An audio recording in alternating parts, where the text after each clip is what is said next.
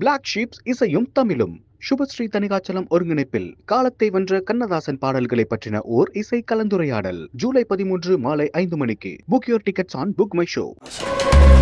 இப்படியே மீன் பிடிச்சின ஊர் சுத்தி வருஷம் 4 ஓடி போச்சு. குறைச்சிட்டு கொஞ்சம் ரெஸ்ட் எடுக்கலாம்ல. நீங்களே எல்லாரும் மாதிரி இருந்தீங்க. காசு வாங்கி பழகிக்க. 15,000 ரூபா தான் வரும். அதுக்குள்ள குடும்பத்தை நடத்த முடியும்னா ஓகே சொல்லுங்க. Black Sheep Value OTT இப்போது புத்தம் புது பொலிவுடன் நீங்கள் கேட்ட மாற்றங்களுடன். Black Sheep Value OTT Tamil பசங்க கொடுக்கும் கேரண்டி. எல்லாருக்கும் வணக்கம். வந்திருக்க ப்ரெஸ் மீடியா எல்லாருக்கும் நன்றி. முதல்ல என்னோட நன்றி நான் ஆதி பிரதருக்கு சொல்லிடுறேன். ஏன்னா இந்த படம் இவ்வளோ பெருசாக போனதுக்கு முக்கியமான காரணம் அவர் தான். ஏன்னா நம்ம யோசித்தப்போ ஒரு கதையாக யோசித்து அதை அவர் சொன்னதுக்கப்புறம் தான் இது இவ்வளோ வைடராக போய் இன்றைக்கி இப்படி ஒரு ரெஸ்பான்ஸ் கிடச்சிருக்கிறதுக்கு முக்கியமான காரணம் அவருக்கு ஒரு முதல் நன்றி நான் தெரிஞ்சுக்கிறேன். அப்புறம் இந்த படம்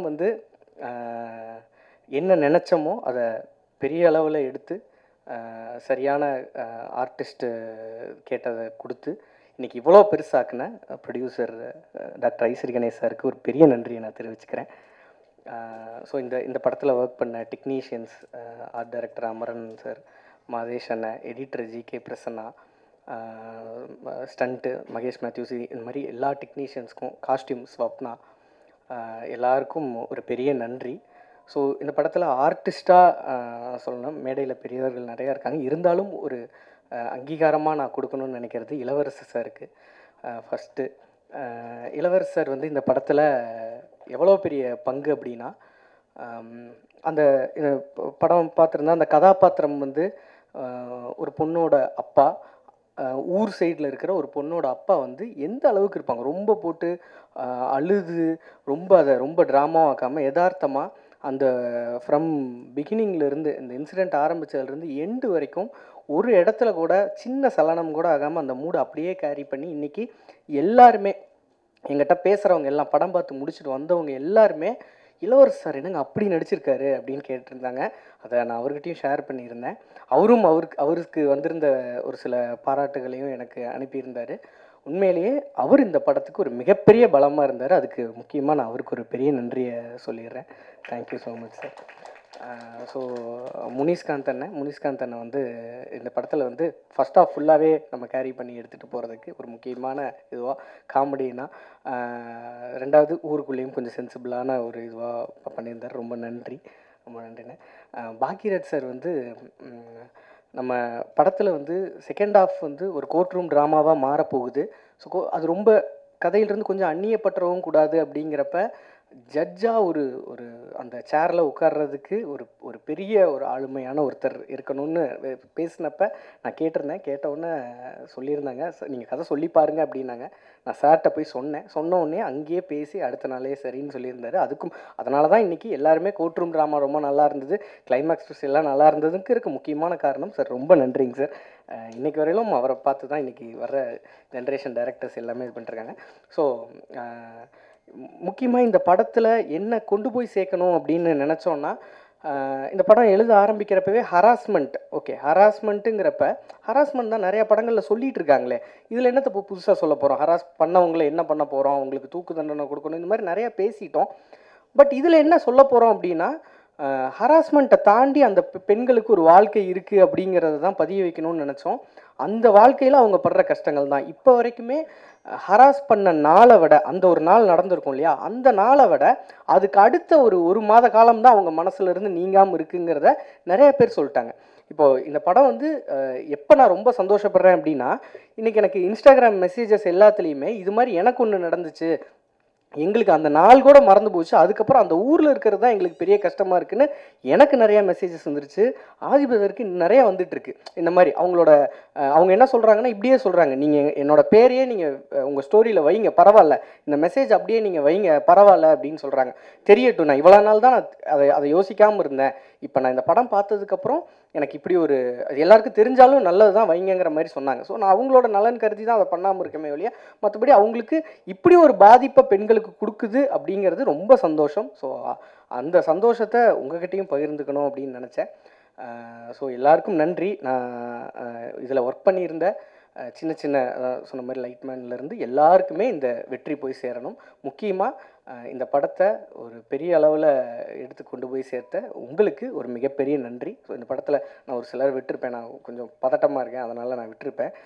அதனால் மன்னிச்சு. ரொம்ப நன்றி, எல்லாருக்கும் ரொம்ப நன்றி. இந்த படம் எவ்வளோ பெரிய சக்ஸஸ் ஆனதுக்கு ரொம்ப நன்றி. தேங்க்யூ. Thank you sir. தொடர்ந்து நல்ல நல்ல படங்களை தயாரித்து யங்ஸ்டர்ஸ்க்கு சப்போர்ட் பண்ணி அவங்க வளர்ச்சிக்கு உறுதுணையாக இருக்கக்கூடிய தயாரிப்பாளர் டாக்டர் ஐசரி கே கணேஷ் அவர்களை அன்போடு பேச அழைக்கிறேன்.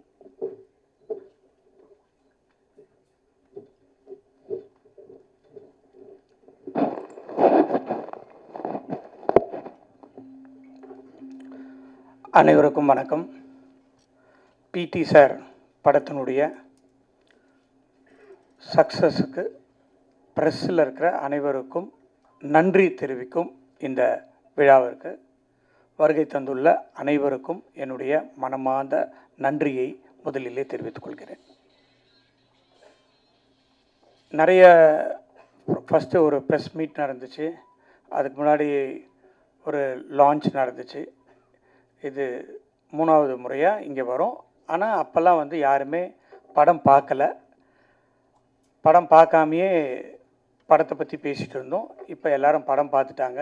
இன்றைக்கி வந்து 3வது வாரமாக கிட்டத்தட்ட இன்றைக்கி மட்டும் 120 தேட்டரில் படம் ஓடிட்டுருக்கு தமிழ்நாடு முழுவதும். அப்ராட்லேயும் நல்லா போயிட்டுருக்கு. பாக்யராஜ் சார் பேசும்போது சொன்னார், இந்த காலகட்டத்தில் நிறைய படங்கள் வந்து 2 நாள் கூட ஓட முடியறதில்ல. 1 வாரம் ஓடினா பரவாயில்ல, 2 வாரம் ஓடினா சக்ஸஸ்ஸு, 3 வாரம் ஓடினா மிகப்பெரிய ஹிட்டு. அந்த நிலைமைக்கு இன்றைக்கி வந்துருச்சு. அதுக்கு சார் சொன்ன மாதிரி நிறைய சேனல்ஸ், ஓடிடி இந்த மாதிரி பிளாட்ஃபார்ம்லாம் வந்ததுனால 50 நாள் எனக்கு கூட பிடி சார் படத்துக்கு 50வது நாள் கொண்டாடணுன்னு ரொம்ப ஆசை. பார்ப்போம் எவ்வளோ படம் நல்லா தான் போயிட்டுருக்கு. 50வது நாள் கொண்டாடுவோன்னு நினைக்கிறேன். அது நம்ம கையில் இல்லை. ஸோ அந்த மாதிரி 50வது நாள், 25வது நாள், 50வது நாள்லாம் வந்து இன்றைக்கி நினச்சி கூட பார்க்க முடியாத அளவுக்கு இன்றைக்கு தமிழ் சினிமா இருக்குது. ஏன்னா 28வது நாள்லேயே வந்து அமேசான்லேயோ நெட்ஃப்ளிக்ஸ்லேயோ படத்தை போட்டுறாங்க. அதுக்கப்புறம் தேட்டரில் எப்படி ஓடும்? ஓடாது. ஸோ 30 நாளுக்கு மேலே ஓடுறதுன்றது வாய்ப்பே இல்லாமல் போயிடுச்சு இந்த காலகட்டத்தில். அதையும் மீறி இன்றைக்கி பிடி சார் ரொம்ப நல்லாவே போயிட்டுருக்கு. நல்லா போகிறத விட எனக்கு ரொம்ப சந்தோஷம் என்னென்னா, எனக்கு இந்த படத்தில் வந்து நிறைய பேர் ஃபோன் பண்ணி ஒரு நல்ல படம் பார்த்தேன் அப்படின்னு என்கிட்ட பேசாதவங்கெல்லாம் கூட ஃபோன் பண்ணி சொன்னாங்க. அது எனக்கு ரொம்ப மகிழ்ச்சியாக இருந்தது. அதை இந்த நேரத்தில் நான் தெரிவித்துக் கொள்வதில் மகிழ்ச்சி அடைகிறேன். அது மட்டும் இல்லாமல் எனக்கு தெரியல பிரதர், இப்போ பாதி இன்னைக்கு காலையில் நான் இந்த வர்றதுக்கு முன்னாடி கேட்டேன், 12,25,00,000 இன்ன வரைக்கும் கலெக்ஷன் ஆகிருக்கு இந்த படம் அப்படின்னு சொல்லியிருக்காங்க. ஸோ அது ஒரு மிகப்பெரிய வெற்றி. ஆதி ப்ரோ அவர்களுக்கு இந்த படம் வந்து நிறைய வெற்றி படங்கள் அவர் கொடுத்துருக்காரு. பட் இருந்தாலும் ஒரு வெற்றியில் வந்து ஒரு திருப்தி இருக்கணும். அதுதான் எனக்கு ஒரு நல்ல படம் வேல்ஸ் ஃபிலிம் இன்டர்நேஷ்னலில் இருந்து கொடுத்துருக்கோம் அப்படின்றது ரொம்ப மகிழ்ச்சி. அதற்கு காரணம் கார்த்திக் இயக்குனர். நீங்கள் எல்லோரும் படம் பார்த்துருப்பீங்க. படத்தில் எந்த ஒரு சீன்லேயுமே எந்த ஒரு இதுலையுமே ஒரு தொய்வு இல்லாமல் அந்த ஸ்க்ரீன் ப்ளே ஆகட்டும், அந்த டைலாக் ஆகட்டும், அந்த கிளைமேக்ஸ் ஆகட்டும், எல்லாமே வந்து ரொம்ப நீட்டாக பண்ணியிருக்காரு. ஒரு சிறந்த ஒரு இயக்குனராக வர்றதுக்கு அவருக்கு நிறைய வாய்ப்பு இருக்குது. அது வேல்ஸ் ஃபிலிம் இன்டர்நேஷ்னலு கொடுக்கும் அப்படின்றத இந்த நேரத்தில் நான் தெரிவித்துக் கொள்வதில் ரொம்ப மகிழ்ச்சி. அடுத்த படமும் வேல்ஸ் இன்டர்நேஷ்னலில் பண்ணுறாருன்னு நான் ஏற்கனவே அறிவிச்சிருக்கேன். அதை மீண்டும் இங்கே வந்து இந்த நேரத்தில் சொல்கிறதுல எனக்கு ரொம்ப மகிழ்ச்சி. இந்த படத்தில் நடித்த அனைவருமே ரொம்ப தத்ரூபமாக, அது கேப்டன் ஆஃப் த ஷிப்புன்னு சொல்கிறது வந்து டைரக்டர் தான் சொல்லுவோம். அந்த டைரக்டர்னால அந்த கேரக்டர்ஸ் எல்லாருமே ரொம்ப நல்லா பண்ணியிருந்தாங்க. அஃப்கோர்ஸ் அவர் கேட்ட கேரக்டர்ஸ் எல்லாம் நாங்கள் கொடுத்தோம் ஆக்டர்ஸை. அதுவும் ஒரு ப்ளஸ் பாயிண்ட்டு தான். பட் அதனால் எனக்கு கூட பட்ஜெட் நிறைய ஏறிடுச்சின்னு சொன்னேன் நான். டைரக்டருங்களுக்கெல்லாம் கொஞ்சம் சொல்லிக்கிறதுக்கு இதுதான் இந்த மேடை தான் கரெக்டாக, நிறையெல்லாம் செலவு பண்ணாதீங்க, சிக்கனமாக படம் எடுங்க, நல்ல படம் எடுங்க அப்படின்றது தான் என்னுடைய வேண்டுகோள். இந்த படம் ஒரு நல்ல படம், சிக்கனமாகவும் எடுத்துருக்குறோம். ஆர்டிஸ்ட்லாம் நிறையா வந்தவுடனே அது பெரிய படம் ஆயிடுச்சு. முனிஷ்காந்த் சார் வந்து ஃபர்ஸ்ட் ஹாஃபில் வருவார், ரொம்ப நல்லா காமெடி பண்ணிட்டு போவார். அதே மாதிரி பாண்டியராஜன் சார், தியாகராஜன் சார் ரொம்ப நல்லா நடிச்சிருந்தார். இளவரசு சார் சொல்லவே வேணாம், எல்லா பத்திரிகையிலும் அவரை பற்றி எழுதாத பத்திரிகையே கிடையாது. நான் உண்மையிலேயே இந்த படத்து ரிவ்யூ தான் இது வரைக்கும் நான் ரிவ்யூலாம் படிக்கவே மாட்டேன். பட் இந்த படத்தில் என்ன தான் எழுதியிருக்காங்க அப்படின்னு பார்த்தேன். எல்லாருமே ரொம்ப நல்லா எழுதியிருந்தீங்க. உங்களால் தான் இன்றைக்கி இந்த படம் இந்த அளவுக்கு ரீச் ஆச்சு. அதுக்கு இன்னொரு முறையும் நான் உங்களுக்கு நன்றி சொல்லிக்கொள்ள கடமைப்பட்டிருக்கிறேன். இப்பா பாதி பிரதர் தான் இந்த படத்தை எனக்கு எடுத்துகிட்டு வந்து கொடுத்தாரு. அதில் எனக்கு ஃபஸ்ட்டு படம் அவரோட சேர்ந்து ரொம்ப மகிழ்ச்சியாக இருந்தது. அவரோட சேர்ந்து ஒர்க் பண்ணது, நான் வந்து மியூசிக் டைரக்டராக கோமாளின்ற படத்தில் ஒர்க் பண்ணோம். அப்போ எனக்கு அவர் அவ்வளோ பழக்கம் கிடையாது. இந்த படத்தில் அவர் ஹீரோவாகவும் 25வது மியூசிக் பண்ணியிருக்கிற படமாகவும் இது அமைஞ்சது. படத்துடைய ரீரெக்கார்டிங் தனியாக பேசப்பட்டது. அதுக்கும் அவர் இந்த படத்தில் அவரை தவிர வேறு யார் நடிச்சிருந்தாலும் இந்த அளவுக்கு போய் சேர்ந்துருக்குமா அப்படின்றது எனக்கு ஒரு டவுட்டு தான். ஸோ டைரக்டர் வந்து கரெக்டாக சூஸ் பண்ணார். அவருக்கு கொடுத்த பாத்திரத்தை அவர் ரொம்ப பிரமாதமாக பண்ணி இன்றைக்கி சக்ஸஸ் காணதுக்கு காரணம் ஆதி ப்ரோ. ப்ரோ நம்ம நிறைய படம் பண்ணணும் ப்ரோ. பாக்யராஜ் சார் வந்து கிளைமேக்ஸில் வந்து ஒரு கலக்கிட்டு போயிடுவார். நான் கூட கேட்டேன் டைரக்டரை, பாக்யராஜ் சார் பெரிய ஆர்டிஸ்ட்டு வேணுமான்னு. இல்லை சார் அவர் வந்தால் தான் சார் அந்த கிளைமேக்ஸ் நிற்கும் அப்படின்னாரு. இல்லைப்பா எனக்கு ரொம்ப வேண்டப்பட்டவர், நானே பேசிடுறேன், ஒன்றுமே பிரச்சனை இல்லை, வந்து பண்ணிவிடுவாருன்னு சொன்னோம். அதே மாதிரி வந்து பண்ணி அந்த கிளைமேக்ஸை தூக்கி கொடுத்தாரு பாக்யராஜ் சார். கேமராமேன் ரொம்ப அழகாக நல்லா பண்ணியிருந்தார். அதான் முன்னாடியே பேசினாங்க, ஆர்ட் டைரக்டர் ரொம்ப பேச மாட்டாருன்னு சொல்லிட்டு. ஆனால் ஆர்ட் டைரக்டர் ரொம்ப பேசினார், ஆனால் கருத்தோடு பேசினார். இதுதான் ஃபஸ்ட்டு டைம்மு அவரை இங்கே நான் மீட் பண்ணுறது, ரொம்ப சந்தோஷம். அப்போது அதுக்கப்புறம் ப்ரொடக்ஷன் பிரபு, கேஆர் பிரபு, அவர் எல்கேஜியினுடைய டைரக்டர், படத்தினுடைய டைரக்டர், இந்த படத்தினுடைய க்ரியேட்டிவ் ப்ரொடியூசர். அவருக்கு கூட விக்கி, இவங்கெல்லாம் வந்து இந்த படத்தை சக்ஸஸ் ஆகிறதுக்கும் மற்ற எல்லா ப்ரொடக்ஷன்ஸ் மேனேஜர்ஸும் சேர்ந்து உருவாக்கியிருக்கோம். இந்த படத்துலேருந்து இனிமேல் வேல்ஸ் ஃபிலிம் இன்டர்நேஷ்னல் ஒரு நல்ல படங்களை கொடுக்கணும் அப்படின்ற ஒரு பொறுப்பை எனக்கு மக்கள் கொடுத்துருக்காங்க. அதை நிச்சயமாக நான் செய்வேன் அப்படின்றத இந்த நேரத்தில் தெரிவித்துக்கொண்டு, இதை வெற்றி படமாக்கிய அனைவருக்கும் என்னுடைய மனமார்ந்த நன்றியை தெரிவித்து விடைபெறுகிறேன். நன்றி, வணக்கம். அனைவருக்கும் வணக்கம். இந்த ப்ராஜெக்டில் நான் ஃபஸ்ட்டு தேங்க் பண்ணணும்னு நினைக்கிறது என்னோடய டைரக்டர் மிஸ்டர் கார்த்திக். ஏன்னா எனக்கு அவர் ஃபஸ்ட்டு எனக்கு அறிமுகம் இல்லை. பட் ஒரு நாள் ஒரு ஃபோன் கால் வந்துச்சு. அவர் சொன்னார், சார் நீங்கள் எனக்கு கூட இருந்து பண்ணணும் அப்படின்னாரு. அண்ட் நான் அவரை மீட் பண்ணும்போது எனக்கு அவர் நரேட் பண்ண கதை எனக்கு ரொம்ப பிடிச்சிருந்துச்சு. ஏன்னா இட் இஸ் நாட் எப்போதுமே ஃபிலிம்ங்கிறது வந்து ஒரு என்டர்டெயின்மெண்ட்டை தாண்டி ஒரு ஏதோ ஒரு இட்ஸ் நாட் அபவுட் மெசேஜுங்கிற விஷயம் கிடையாது. பட் நம்ம தினம் லைஃப்பில் ஏதோ ஒரு இடத்துல ஒன்று பார்த்துட்டே இருப்போம், அதை கடந்து போயிட்டே இருப்போம். அப்படி ஒரு சம்பவத்தை வச்சு அவர் ஒன்று பண்ணியிருந்தார். ரொம்ப இன்ட்ரெஸ்டிங்காக அந்த பிளாட்டை பண்ணியிருந்ததை தாண்டி அதுக்கு பின்னாடி இருந்த பெரிய ஸ்டார் காஸ்ட் அதெல்லாமே கண்டிப்பாக ஒரு பெரிய விஷயமாக தான் இந்த படத்தில் பார்த்தேன். And second one, my producer எங்கள் மேலே ஒரு நம்பிக்கை வச்சு எங்களுக்கான எல்லா சோர்ஸும் சப்போர்ட்டையும் கொடுத்த எங்களுடைய ப்ரொடியூசருக்கு இந்த நேரத்தில் நன்றி தெரிவிச்சுக்கிறேன்.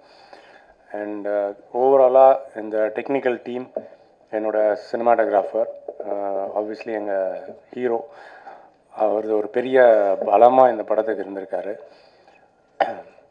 நான் நிறைய நேரம் ஒரு விஷயம் லைக் ஒரு புக்கு நான் சமீபத்தில் படிக்க நேர்ந்தது. வை மென் ரேப் அப்படின்னு ஒரு புக். அந்த புக்கோட ஒரு ஒரு ஒரு சின்ன இன்ட்ரெஸ்டிங்கான பாயிண்ட் என்னென்னா, எங்கே வந்து அந்த ஆணுக்கு வந்து அந்த மைண்ட் செட் டுவர்ட்ஸ் ஃபீமேல், ஒரு பெண் மேலே அவனோட ஆதிக்கம் இல்லை இந்த பாலியல் சீண்டல் இந்த மாதிரி விஷயம்லாம் எங்கே ஆரம்பிக்குது அப்படின்னு ஒரு சின்ன சர்வே பண்ணியிருந்தாங்க. அப்போ அதில் அந்த புக்கில் ஒரு இடத்துல ஒரு ஆத்தர் சொல்கிறாங்க, அதுவும் முக்கியமாக இந்தியாவில், ஏன்னா புக் ஃபுல்லாகவே ஒரு 5 ரேப்பிஸ்ட் பற்றி டாக்குமெண்ட் பண்ணியிருக்காங்க. அதில் ஒரு இடத்துல அவங்க பேசும்போது எழுதுகிறாங்க, ஏன் இந்தியாவில் வந்து அதிகபட்ச ரேப் நடக்குது அப்படின்னு ஒரு இடத்துல அவங்க பின் பாயிண்ட் பண்ணுறாங்க. எங்கே நடக்குது அப்படின்னா, இந்தியாவில் ஒரு ஆண்மகன் சிறுநீர் கழிக்கிறத வந்து ஓப்பனில் எந்த கூச்சமும் இல்லாமல் தன்னுடைய அந்த விஷயத்தை எங்கே ஆரம்பிக்கிறானோ அந்த இடத்துலையே அவனுக்கு அந்த வக்ரம் ஆரம்பிச்சிருது அப்படின்னு ஆரம்பிக்கிறாங்க. நல்லா யோசித்து பார்த்தா உண்மையாலுமே ஆணா நம்மலாம் ஆண் சொல்கிறோம்ல, ஆண் தான். அந்த கர்வம் எங்கேயோ ஒரு இடத்துல அந்த கர்வம் அழியணும். அந்த ஆண் அப்படிங்கிற அந்த ஆதிக்க உணவு இருக்குல்ல, அது ஏதோ ஒரு இடத்துல அழியணும்னு நினைக்கிறேன் நான். நானே சில நேரங்களில் நம்ம ஆணாக இருக்கிறதுக்கு சில இடத்துல எவ்வளோ கேவலமாக இருக்குது அப்படிங்கிறதையும் நான் யோசிச்சிருக்கேன். அட்லீஸ்ட் நம்மளை சுற்றி நடக்கிற இன்சிடென்ட்ஸ் எல்லாம் பார்க்கும்போது நாமளும் அந்த மாதிரி ஒரு சமூகத்தில் நம்மளுக்கு தெரியாது, நம்ம நினைக்கிறோம் நம்ம வந்து நம்ம பண்ணல அப்படின்னு. நல்லா யோசிச்சு பாருங்கள், உங்கள் வீட்டில் உங்களுடைய சகோதரியோ உங்கள் மனைவியோ உங்களோட தோழியையோ நீங்களும் ஏதோ ஒரு இடத்துல ஏதோ ஒரு விஷயத்தில் சின்னதாக நீங்கள் இதே மாதிரி தவறுகளை ஏதோ ஒரு இடத்துல உங்களோட அந்த ஆதிக்கத்தை செலுத்த நினச்சிருப்பீங்க. அந்த சின்ன சின்ன இடங்கள் தான் இந்த மாதிரியான விஷயங்களுக்கான ஆரம்ப புள்ளியாகவே நான் பார்க்குறேன்.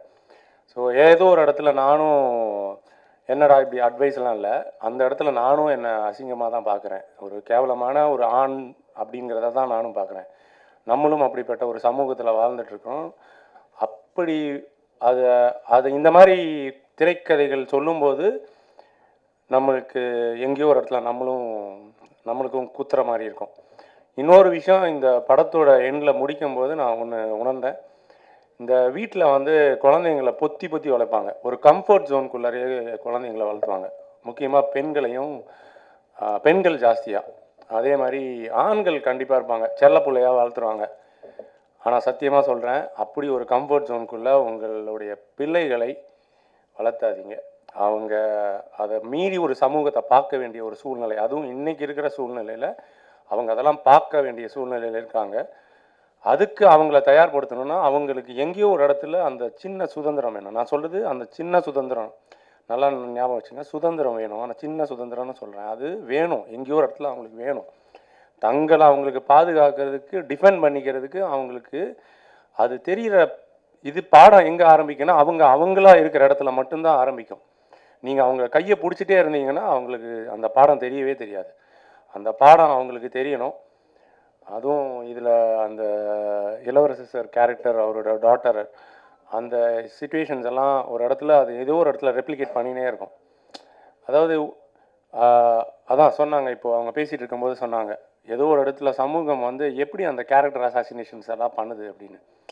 அதாவது நம்மளால் அதை அவங்களுக்கு உதவ முடியலன்னா கூட பரவாயில்ல, தயவுசெய்து அப்படி ஒரு character assassinations please never get in to it. நான் இந்த படத்தில் உண்மையாலுமே எனக்கு பெருமையாக இருந்த விஷயங்கள், இந்த மாதிரி ஒரு சில விஷயங்கள் அதில் பேசப்பட்டது. I am so happy and honoured to be part of this project and thank you so much. அண்ட் நீங்கள் எல்லாம் அதை கொண்டு போய் பொது ஜனத்துக்கு சேர்த்ததுக்கு உங்களுக்கும் என்னுடைய தாழ்மையான நன்றிகள். Thank you so much. பிடி சார் படத்தை ரொம்ப அழகா ஒளிப்பதிவு பண்ணியிருந்த டிஓபி மாதேஷ் மாணிக்கம் அவர்களை பேச அழைக்கிறேன்.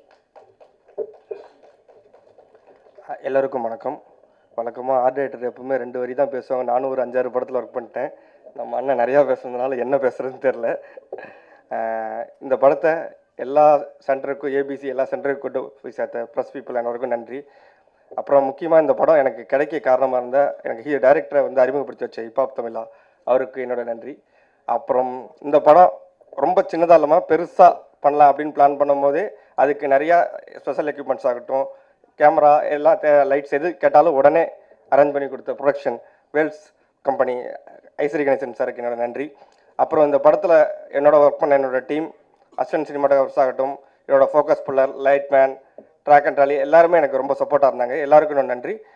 முக்கியமாக இந்த படத்தில் நடித்த ஆர்டிஸ்ட், எத்தனை தடவை நம்ம ஏதாவது தப்பு பண்ணி ஒரு உண்மை கேட்டால் கூட சலிக்காமல் பண்ணி கொடுத்த எல்லா சீனியர் ஆர்டிஸ்ட் எல்லாருக்கும் இன்னும் நன்றி. நன்றி, thank you.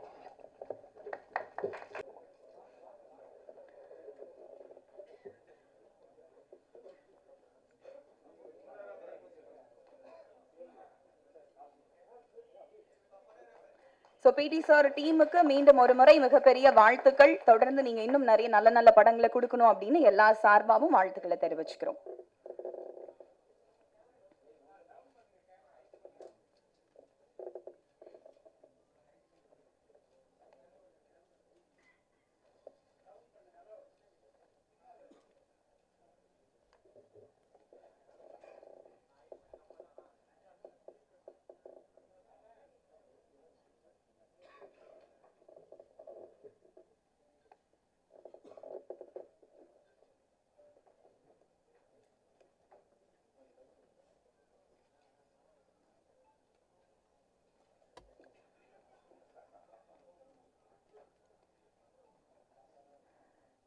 Thank you so much.